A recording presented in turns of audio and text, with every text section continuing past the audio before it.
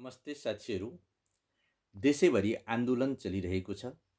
मनहरू सबै जनताका मनहरू आन्दोलित भइरहेका छन् र यस आन्दोलनलाई एउटा मूर्त रूप दिने काम जुन राष्ट्रवादी साथीहरूबाट भइरहेको छ हैन, जुन चाहिँ भइरहेको छ त्यसमा चाहिँ एउटा सबै आन्दोलित मनहरूलाई जोड्ने एउटा पात्र, सबैजनालाई मिलाएर सबैजनाको मन साझा मनको एउटा सम्झौता पत्र बनाउनु अत्यन्तै जरुरी जस्तो लाग्छ।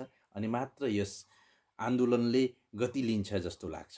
कस्तो त भन्दाखेरि यस आन्दोलनपछि, यो आन्दोलनको विजयपछि राज्य संस्था कस्तो हुने, राज्य संस्था कस्तो हुने, शक्तिको बाँडफाँड कसरी हुने, सीमा सम्बन्धी कस्तो कस्तो कुराहरूको व्यवस्था गर्ने, लघुवित्त र सहकारी पीडितहरूको बारेमा समस्या समाधानको लागि कस्तो खाका तयार गर्ने देखि लिएर विभिन्न विषयहरूमा क्लियर हुनु जरुरी छ।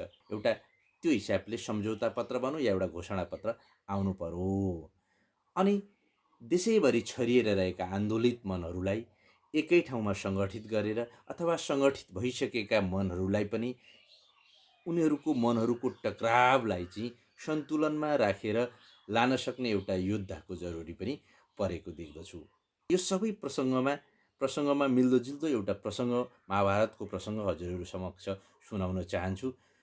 महाभारतको युद्ध चलिरहेको थियो। महाभारतको युद्ध चलिरहेकै क्रममा तपाईहरुलाई थाहा छँदैछ, श्रीखण्डिनी आइन् भन्नुको मतलब भीष्म पितामह तीरको शय्यामा हुनुहुन्छ। अब नरोवा कुञ्जरोवा भनेपछि तपाईहरु बुझ्नुहुन्छ, द्रोणाचार्यको मृत्यु भइसकेको छ। तथापि पनि कुरुक्षेत्र अझै पनि पाण्डवहरूको पक्षमा देखिँदैन। धेरै योद्धाहरू जुन कौरवका मरिसकेका छन्, तर पनि अझै पाण्डवहरूले जित्न सकिरहेका छैनन्।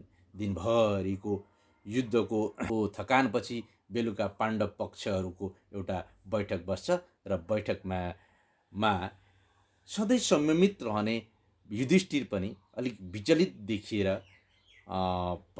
अर्जुनलाई भन्न पुग्छन्, हे अर्जुन, तिमी त सर्वश्रेष्ठ धनुर्धारी हुँ म भन्थ्यौ, खोइ त तिम्रो गाण्डीव मेरो गाण्डीव भन्थ्यौ, खोइ त कर्णलाई मार्नै सकेनौ भनिदिन्छन्।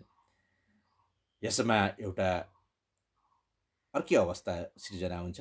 जे के हुन्छ त भन्दाखेरि अर्जुनको जसले गाण्डीवको पनि अपमान गर्छ त्यसलाई मार्ने उनको प्रतिज्ञा हुन्छ। अब आफ्नै स्वयं पिता तुल्य दाजुले त्यसरी आफ्नो गाण्डीवको अपमान गरेपछि अर्जुन अब दाइलाई मार्न नसके पनि प्रतिज्ञा टुटो भने त उनको आफ्नो ज्यान दिनुपर्ने हुन्छ र त्यही अनुसार उनीले सैनिकहरूलाई आदेश दिन्छन् कि ल मेरो लागि चिता रेडी गर, अब मैले मर्नुपर्छ, किनभने म दाइलाई त मार्न सक्दिनँ गाण्डीवको अपमान गरे भनेर, तर म मेरो ज्यान त दिन सक्छु भनेर। शास्त्रमा वर्णित एउटा उपाय छ अर्जुन, तिमी त्यो गर। के छ हजुर वसुदेव? मलाई त त्यस्तो केही छ जस्तो लाग्दैन। दाजु भनेको पिता तुल्य हो। पिताको अपमान गर्नु र मार्नु भनेको बराबर हो। यदि तिमी पिताको अपमान गर्नु र मार्नु भनेको, पिताको हत्या गर्नु भनेको बराबर हो। त्यसैले गर्दा सभामा जाऊ, युधिष्ठिरको अपमान गर भन्छन्। अब अर्जुन पनि भगवानको कुरा मान्दै सभामा जानुहुन्छ र भनिदिनुहुन्छ, युधिष्ठिरलाई भन्नुहुन्छ, तिमीले गर्दा हामीले राज्य सत्ता हारेको हो, तिमीले नै आफ्नो पत्नीलाई जुवाको दाउमा लगाएको हो, तिमीले नै गर्दा हामीले 14 वर्ष वनवास बस्नु परेको हो भनेर भनिदिनुहुन्छ। त्यस पछाडि अर्जुन भावुक मान्छे र ज्ञानी मान्छे, उनलाई ग्लानीले च्याप्पै समाउँछ। ओहो, मैले पिता तुल्य दाजुलाई अपमान गरेँ। अपमान गर्नु भनेको त भगवान कृष्ण नै भन्नुहुन्छ, पिताको अपमान गर्नु भनेको त हत्या गर्नु बराबर हो। अब यति धेरै ग्लानी र विषाक्त भरियो कि अर्जुनमा अब जान सक्दैन। होइन, मैले त मर्नु नै पर्ने रहेछ, भने पनि नभने पनि मैले मर्नु पर्ने नै हो भन्ने उनमा कुरा आउँछ। फेरि कृष्णजीले भन्नुहुन्छ, अर्जुन एउटा उपाय छ, शास्त्रमा वर्णित एउटा उपाय छ, तिमी त्यो गर भनेर भन्नुहुन्छ। र कृष्णजी भन्नुहुन्छ, जसले आफ्नो प्रशंसा आफै गर्छ त्यसले आत्महत्या गरेको बराबर हो। आफ्नो प्रशंसा जसले गर्छ त्यो आत्महत्या बराबर गर्नुको दोष त्यसमा लाग्छ भनेर कृष्णले अर्जुनलाई भन्नुहुन्छ। अनि तिमी अब यो युद्धको सङ्घारमा यत्रो दायित्व बोकेको छौ, तिमी अहिले मर्न त सक्दैनौ, तर तिमी के मरे तुल्य अपराधको भागी बन, किनभने तिमीले आफ्नो दाइलाई अपमान गरिसकेको छौ भनेर चाहिँ उनले आफ्नो प्रशंसा आफैलाई गर्न लगाउँछन्। त्यसैले साथीहरू, आफ्नो प्रशंसा आफै गर्नको लागि उन्माद नभएर एउटा संयम भएर असम्भव केही कुरा पनि छैन। तर स्मरण रहोस्, कतिवटा कुराहरूमा जनताले क्लियरिफिकेसन चाहन्छ, एकदम क्लियर हुनुपर्छ। वाट नेक्स्ट भन्ने कुरा चाहिँ क्लियर हुनुपर्छ।